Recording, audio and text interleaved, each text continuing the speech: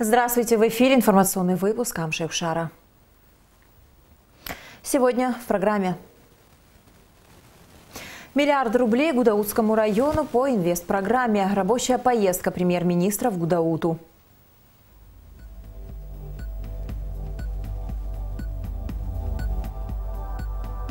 Юбилей ученого. В Абиге отметили 80-летие Владимира Авицба. Адыгская джегу в Сухуме концерт вперемешку с элементами игры на Театральной площади столицы.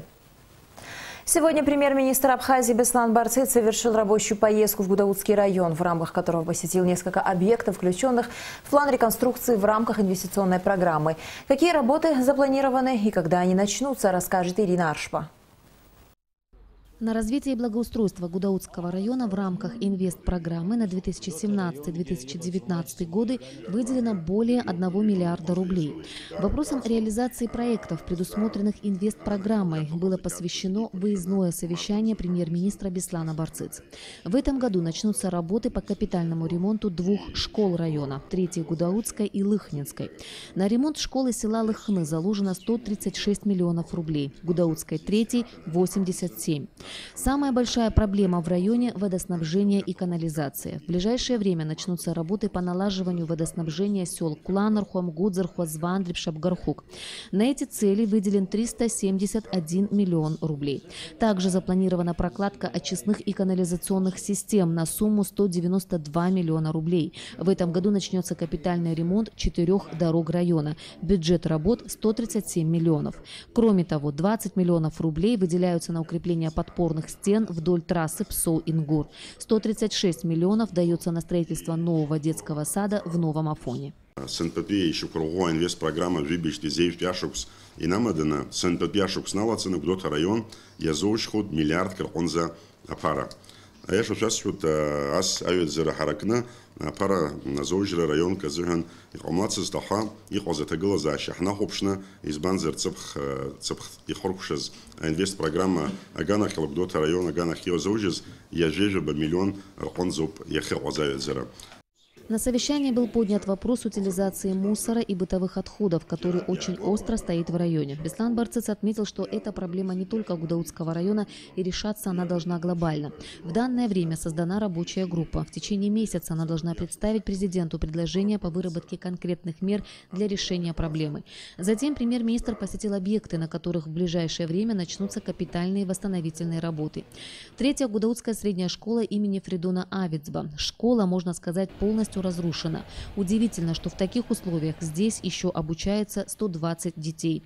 После ремонта школа может принять около 700 учащихся. Очень много детей в нашем Замостянском краю, которые учатся в других школах. Вот если вы поспрашиваете, в других школах в этом году набирается по 3, по 4 класса. В основном это вот 1 класс, даже 2 класса, это дети с Замостянского края.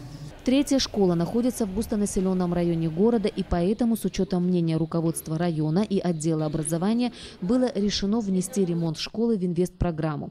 Глава правительства заверил, что все работы будут начаты и завершены в срок. Планируется все работы завершить в течение этого и последующего года, и после этого уверены в том, что дети вернутся в эту школу, и при соблюдении всех условий школа будет, как и прежние годы, многочисленная, как говорит директор школы, здесь могут обучаться порядка 600-700 детей, а мы можем прийти на этот уровень.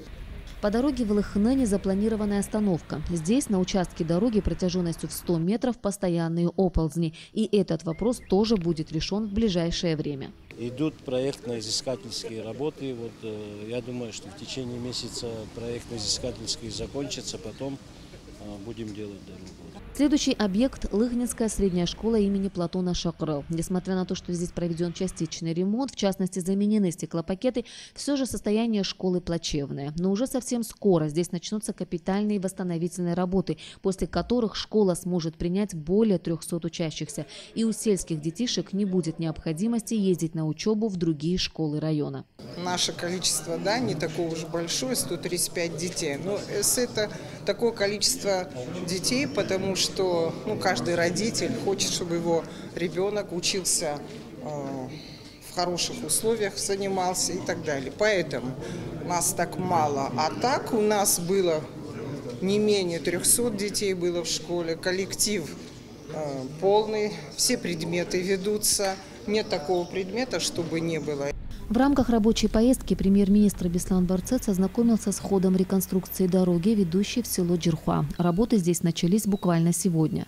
Сейчас идут подготовительные работы, расчистка, потом пойдет подсыпка. И по мере поступления финансов, будет укладываться асфальтобетонная смесь. Подводя итоги рабочей поездки в Гудаутский район, премьер-министр Беслан Барцец отметил, что обозначены все объекты, по которым в самое ближайшее время начнется реализация инвестпрограммы. Главой администрации принято решение о создании штаба по контролю за выполнением инвестпрограммы. Правительство будет активно участвовать в работе этого штаба, чтобы все работы, все проекты, которые были запланированы на этот и последующие годы в рамках инвестпрограммы 17-19, своевременно и в срок реализовывались. Мы, конечно же, будем тщательно следить за двумя аспектами. Это качество работ и срок ее выполнения. Уверен в том, что и местное руководство, районная администрация и все, кто будет входить в этот штаб, сделают свою работу качественно. И еще один немаловажный факт. По поручению Беслана Барцец к работам будут привлекаться предприятия и специалисты Гудаутского района. Что касается реализации всех других проектов в Гудаутском районе, проводимых за счет средств республиканского и районного бюджета, они также будут продолжены. Ирина Аршба, Алексей Агухава, Абхазское телевидение.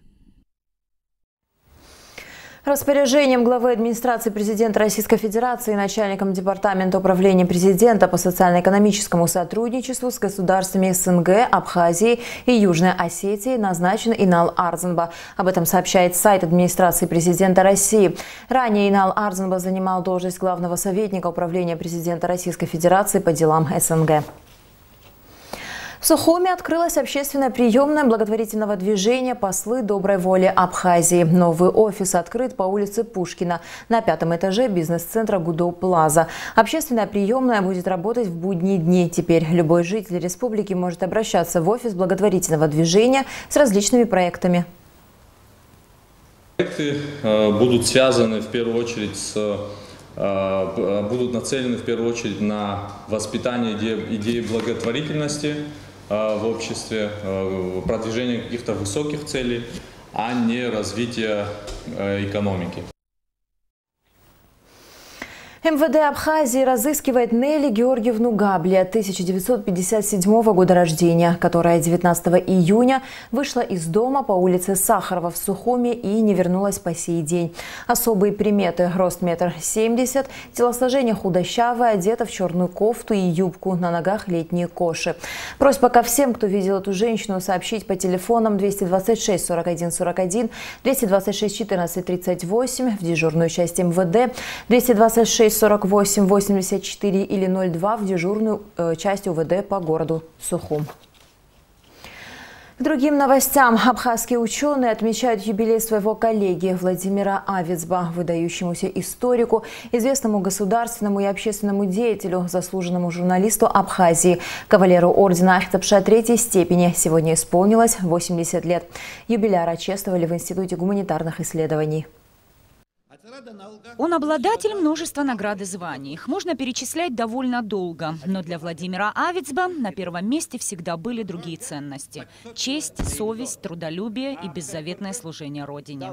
По меркам абхазских долгожителей, Владимир Авицба сейчас как раз находится в возрасте умудренного жизненным опытом мужчины, у которого впереди еще много успехов и достижений. В свои 80 юбиляр элегантен и импозантен. О возрасте говорит с улыбкой и уточняет: ни о чем в жизни не жалею, ничего не хотел бы изменить. Я ощущаю тоже себя очень хорошо, бодренький немножко, но возраст свой берет. Сейчас сказать, что все в порядке, я также себя чувствую, как 25 лет, неправда. Возраст дает знать о себе, но я все-таки не сдаюсь. За плечами ученого научная работа, журналистика, дипломатическая миссия. Со всем он справлялся всегда на отлично. В планах издания рукописей, написанных во время работы полномочным представителем президента Абхазии в Турции. Я, находясь в Турции, порядка 18 дневников. Самая маленькая, может быть, 100 страниц, самая большая 400 страниц составил. Если сумею, я переработаю все вот эти дневники. Для ученых, фольклористов, этнографов, я думаю, если не с пользой это прочтут, даст большую пользу. Работу в институте юбиляр считает новой вехой в своей жизни. Здесь время течет по-другому, да и сама атмосфера очень уютная и семейная, признается Владимир Авицба. 80-летний юбилей ученого, известного государственного и общественного деятеля, родной институт отметил торжественно. Президент Рауль Хаджинба прислал поздравительный адрес и подарок – многотомник работ Владислава Ардзинба. Пожелания долголетия нартов, дальнейших творческих и научных успехов слышны со всех сторон. Сам юбиляр уверен, нет такого понятия «время». Еще многое необходимо сделать, изучить, написать. Сил хватает, хоть здоровье иногда и подводит. А про возраст, свои законные 80, вспоминает лишь изредка, заглядывая в паспорт. Нисфа Аршба, Астамур Гошба, Абхазское телевидение. Сегодня в Общественной палате Абхазии состоялась рабочая встреча с представителями Общественной палаты Свердловской области. В рамках подписанного 16 мая 2016 года соглашения о сотрудничестве и взаимодействии между палатами член Общественной палаты Свердловской области Андрей Назаров представил концепцию развития сотрудничества между обеими палатами. Для гостей были организованы встречи с руководителями ведущих министерств республики. В Доме культуры Гульрипского района состоялось торжественное вручение аттестата выпускникам 13 школ района. Мероприятие было организовано при поддержке отдела образования и культуры районной администрации. 139 юношей и девушек закончили школу в этом году в Гулрипском районе. Теперь у них начинается новая, интересная, взрослая жизнь. Вчерашних школьников, а сегодня выпускников и их учителей тепло поздравили глава Гулрипского района Аслан Барателия, министр образования и науки Атгур Какоба. Хочется пожелать каждому из вас, прежде всего, всегда оставаться людьми. Честь и совесть пусть будут лозунгом вашей жизни. И только тогда вы оцените труд своих родителей, не забудете своих учителей, сохраните традиции своего народа, как это делали великие люди, о которых вы впервые узнали из школьных учебников. Рустам Ахсалба – выпускник Пшапской средней школы. У юноши в планах связать свою жизнь с военным делом и стать офицером, достойным защитником Родины. За эти 11 лет наши учителя стали для нас вторыми мамами. Благодарим их за это, что они понимали нас в трудные моменты, для нас стали лучшими друзьями за эти 11 лет. Хочу сказать огромное спасибо моей первой учительнице Лене Зауровне и моей классной руководительнице Раисе Капитоновне. Сегодняшний день для выпускников очень важный и волнительный. Они навсегда прощаются с веселым и беззаботным детством. И в этот день очень часто звучало спасибо учителям за труд и терпение, родителям за любовь и понимание. Хочу поступить на филологический факультет, буду учительницей русского языка и литературы. Очень переживаем, волнуемся. Этот шаг для нас очень важный. Вступление во взрослую жизнь, волнуемся. На сцене Дома культуры выпускникам в торжественной обстановке вручали аттестаты. На их лицах радость, сменяющаяся небольшой грустью от осознания того, что детство все-таки осталось позади. Часть выпускников уже определилась с будущей специальностью. Некоторые из них уже являются студентами российских вузов.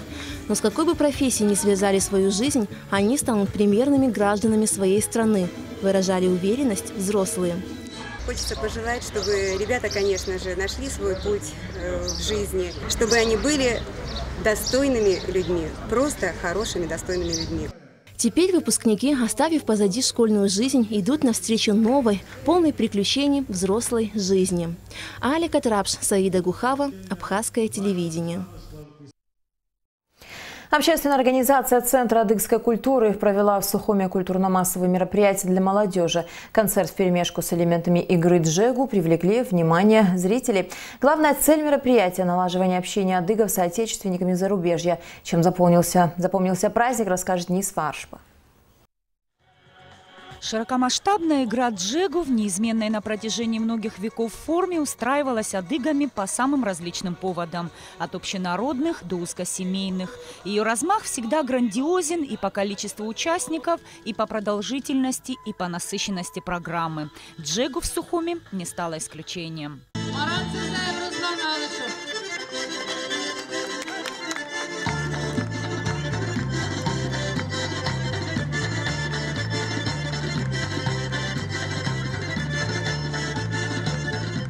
На захватывающее зрелище сюда, на набережную Махаджиров, пришли посмотреть сотни людей. Не каждый с первых минут понимал, что за действо происходит.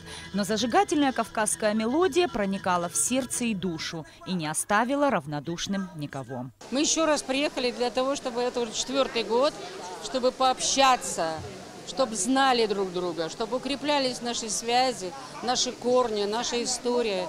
И знаково то, что это вот именно на Театральной площади, где буквально завтра такой замечательный спектакль, как «Мухаджиры», у нас общая история, общая боль, общая радость. Культурно-массовые мероприятия для молодежи, концерт национальных танцев, согласно традиции джегу, в Абхазии провела общественная организация «Центр адыгской культуры».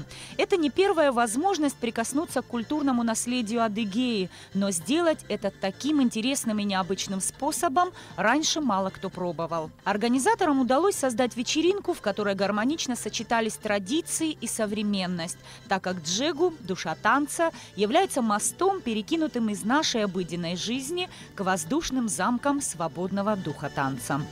Нис Фаршба, Артур Каландия, Абхазское телевидение. И в завершении выпуска о погоде. По сообщению гидрометеослужбы, завтра в Абхазии ожидается переменная облачность без осадков.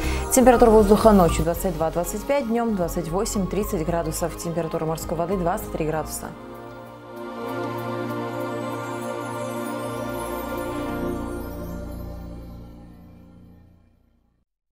На этом наш выпуск завершен. До скорых встреч в эфире.